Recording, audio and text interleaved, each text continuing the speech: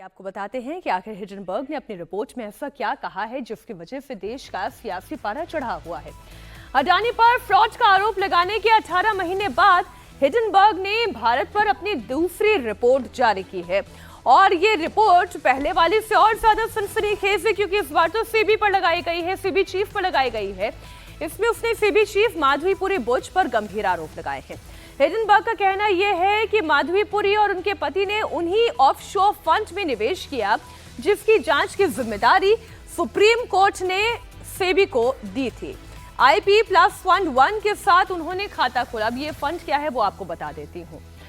उन्होंने यानी माधवी बुच और उनके पति धवल बुच ने मॉरिशस और बर्मुडा में ऑफशोर यानी कि फंड में निवेश किया। ये निवेश IPE प्लस फंड 1 के जरिए किया गया। गौतम अडानी पर इसी फंड के लिए अडानी ग्रुप के शेयरों के दाम में हेराफेरी करने का आरोप है। हिंडनबर्ग ने सवाल उठाया कि सीबी चीफ ने किसी प्रतिष्ठित फंड में पैसे निवेश करने की जगह एक ऐसे फंड में पैसा क्यों इन्वेस्ट किया जिसकी पारदर्शिता को लेकर, जिसकी फंडिंग को लेकर, उसके स्रोत को लेकर सबसे बड़ा सवाल है और सीबी के ही जिम्मे में जिसकी जांच की जिम्मेदारी है उसकी चीफ का ऐसे फंड में निवेश करना सवाल पैदा करता है। पूरे मामले में सीबी चीफ माधवीपुरी बुच ने कल दो बार सफाई दी। पहली बार उन्होंने कहा कि उनका जीवन खुली किताब की तरह है। इसमें उन्होंने हिंडनबर्ग के आरोपों को गलत करार दिया और अपने ऊपर चरित्र हनन का आरोप लगाया और कहा कि आरोपों में कोई दम नहीं है। और फिर बाद में माधवीपुरी ने डिटेल में एक बयान जारी किया जिसमें उन्होंने किसी भी गड़बड़ी से साफ इनकार किया।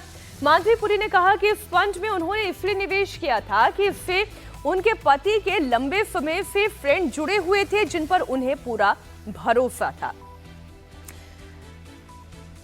हिंडनबर्ग ने अपनी रिपोर्ट में लगातार माधवीपुरी बुच पर आरोप लगाया तो ये विपक्ष के लिए मोदी सरकार को घेरने का एक मौका था। राहुल गांधी ने सीधा सीधा माधवीलता पर और उन्हीं के बहाने प्रधानमंत्री नरेंद्र मोदी पर आरोप लगाया।